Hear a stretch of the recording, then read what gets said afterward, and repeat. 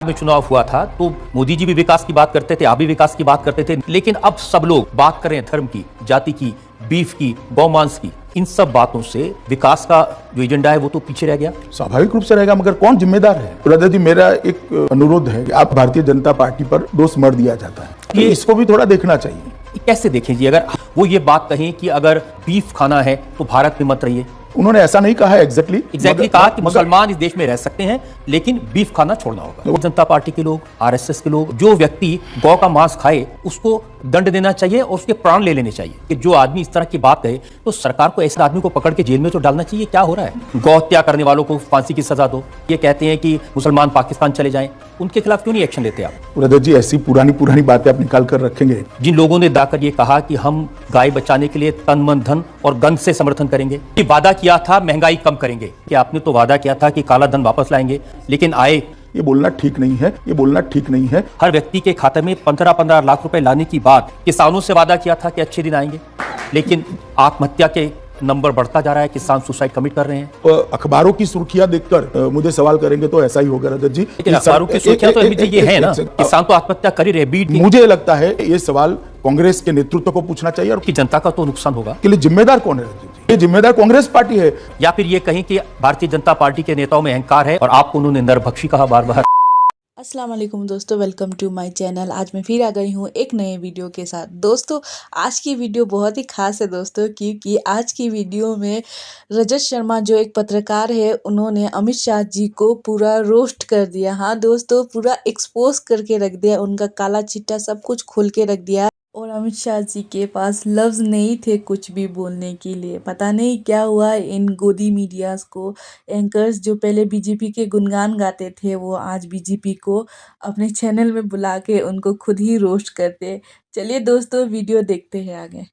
कह रहे थे कि अमित शाह ने तंत्र मंत्र का षड्यंत्र करके उनके ऊपर पंखा गिरा दिया।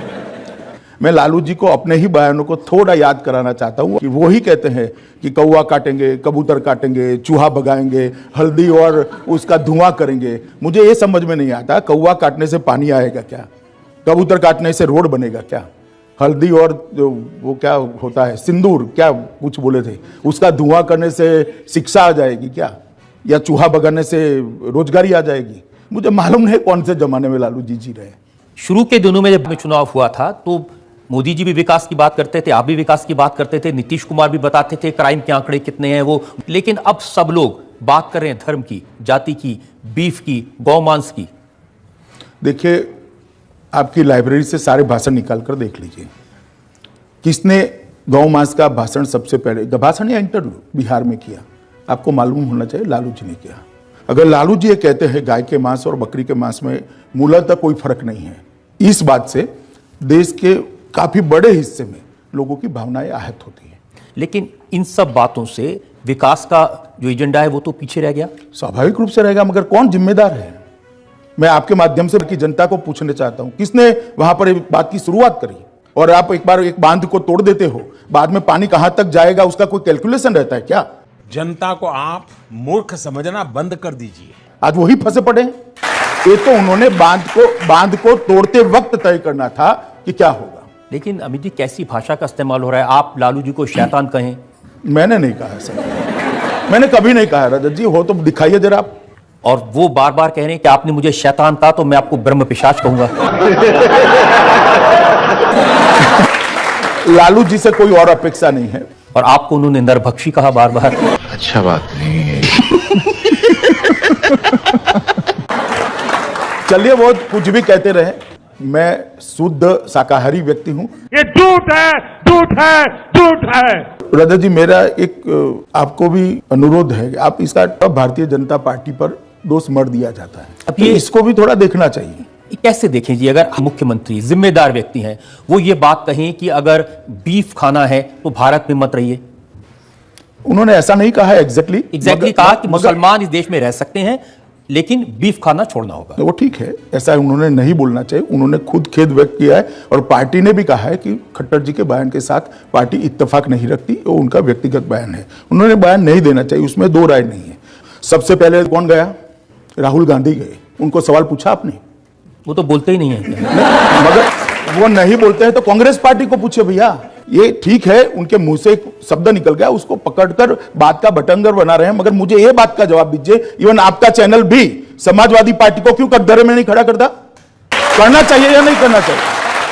काफी लोग तो ऐसे हैं जो मोदी क्यों चुने न जाए इसका एक पत्र पारित किए थे लोकसभा के चुनाव में, अब चुनकर आ गए, तो हम क्या करें? जनता ने चुना है भाई।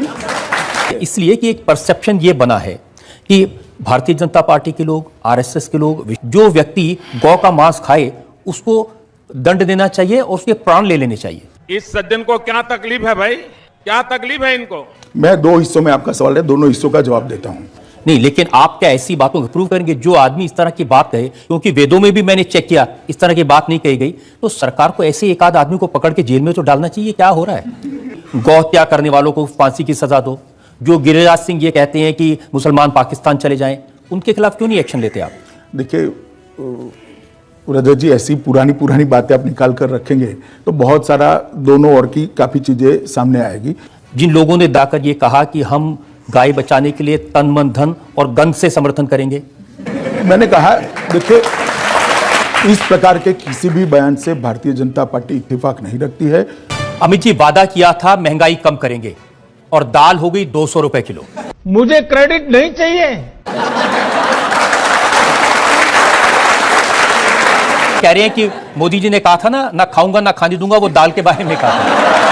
रजत जी, महंगाई के आंकड़े हमारे बहुत नीचे चले गए हैं।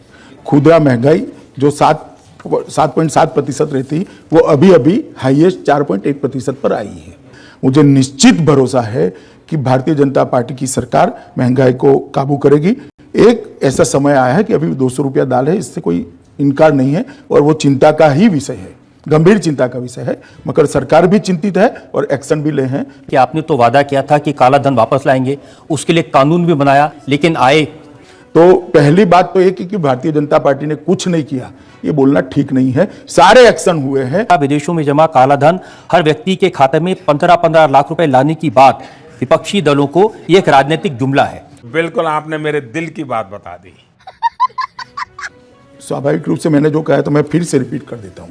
प्रधानमंत्री मोदी जी ने कहा था कि विदेशों में इतना काला धन है कि अगर उसका भागाकार कर दिया जाए, मतलब उसको डिवाइड कर दिया जाए, तो हर व्यक्ति के हिस्से में 15 लाख रुपया आएगा। इसका मतलब किसी के बैंक अकाउंट में जमा नहीं होता।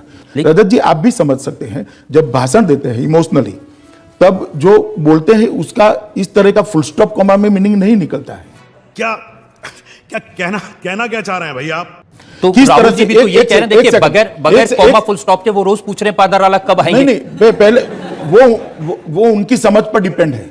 मैं इतना कहना चाहता हूं कि सरकार के खजाने से 15 लाख रुपया किसी के अकाउंट में किस तरह से जा सकता है। लेकिन मैं आपको ये बता दूं कि लोगों के मन में ये इंप्रेशन क्रिएट किया है, कांग्रेस ने भी किया है, लालू जी ने भी किया है, कि इन्होंने वादा किया था आपके 15-15 लाख रुपए अकाउंट में आएंगे और पैसा आया नहीं। वो ठीक है, आज क्लियर हो जाएगा आपके माध्यम से। तुम्हें शर्म है? कुछ शर्म आया है? और आपने किसानों से वादा किया था कि अच्छे दिन आएंगे, लेकिन आत्महत्या के नंबर बढ़ता जा रहा है, किसान सुसाइड कमिट कर रहे हैं।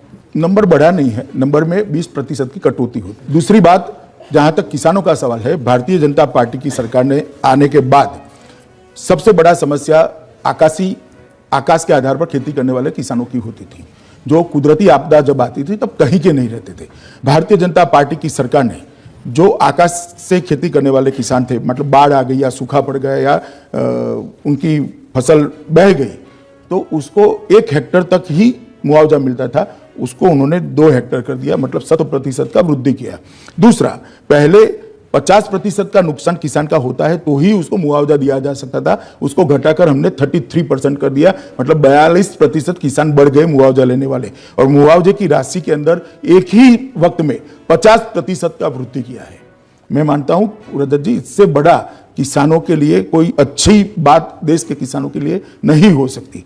मगर आप अखबारों की सुर्खियां देखकर मुझे सवाल करेंगे तो ऐसा ही होगा रजत जी। वास्तविकता ये है, लेकिन अखबारों की सुर्खियां तो अभी ये है ना, और किसान तो आत्महत्या कर ही रहे, बीड में, जहां महाराष्ट्र में, उसमें भी आंकड़े आप कंपेयर कर लीजिए रजत जी, कटौती हुई है 20%, और फिर भी एक भी किसान आत्महत्या करता है। ये भारतीय जनता पार्टी की सरकार के लिए चिंता का विषय है।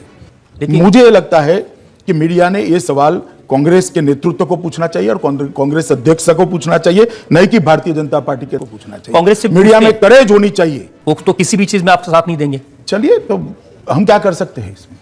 इस प्रकार की बचकाना बातें किसी के